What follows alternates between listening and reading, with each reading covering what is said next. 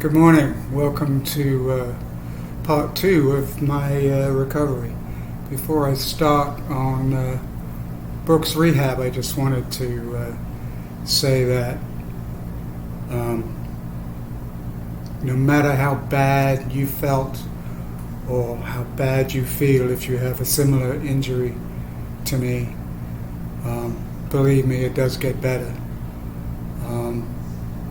I was fortunate in that I had a lot of support from my family, a lot of support from friends, and also, believe it or not, a lot of support from the doctors and nurses. So one thing I would recommend, if you're in a hospital and if you are recovering from an injury, treat the hospital staff really well.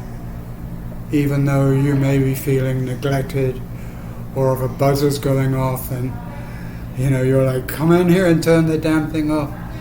Just smile, be nice, and be kind, and it really will help you in the future. So I just wanted to say that before we started on the next chapter in this video. Thanks a lot. Bye. So, Brooks Rehab.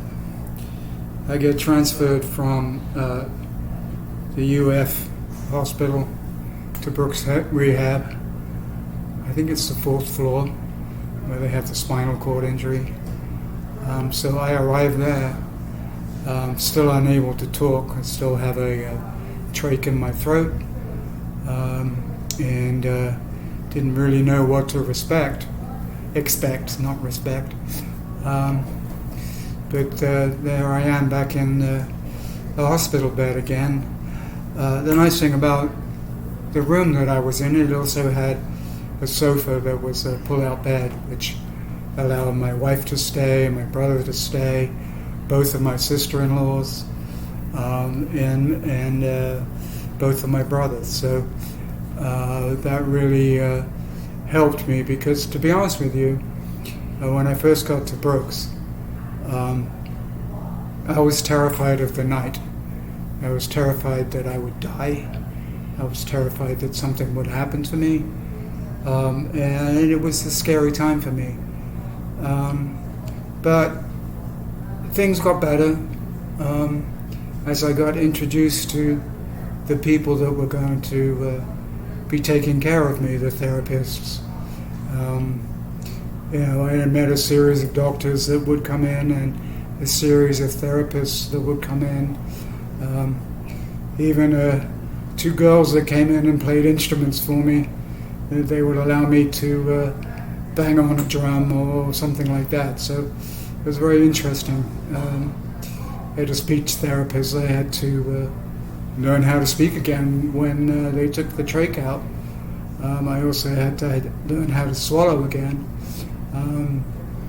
And with a series of exercises, I can't tell you how many machines I had to blow in and out of to see how strong my breath was. And then all of the different exercises that I had to do with my hands and my feet, and some of it was really hard and some of it was fairly easy. But to start with, having the trach still in my throat was a real problem for me, and it was just probably one of the worst experiences that I have had so far in this recovery process. The trach basically was in my neck and was allowing me to breathe.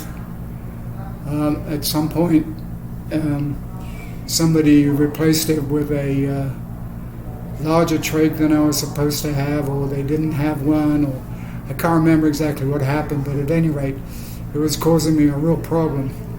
And they had to take me to emergency next door in Memorial Hospital to take it out and stick a different one in, which is interesting because they had to take me in an ambulance, and Memorial Hospital is literally a 5-minute walk from where I was.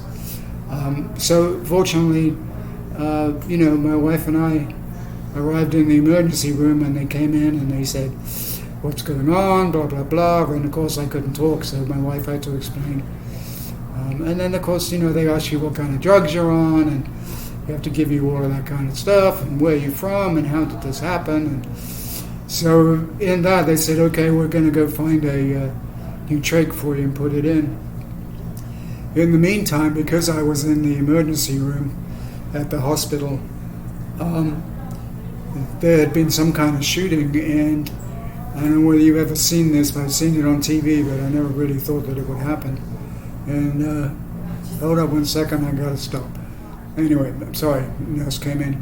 Back to Memorial Hospital. So we're in the emergency room there, and two young lads came in that were shot.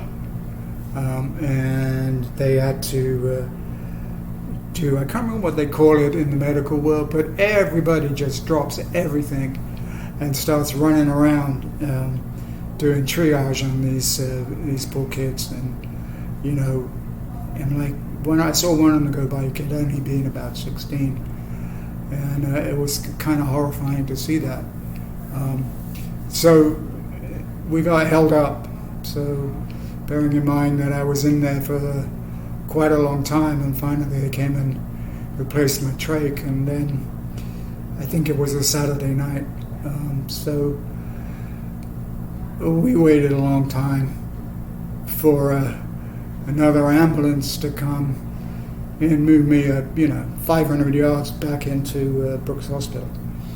So that was a fun day, and it just was very traumatic for me and for my wife, but it all worked out eventually. So I think we got back to the hospital. It may have been 2 in the morning or 3 in the morning. I'm not quite so sure, but so that was one of the first experiences I had.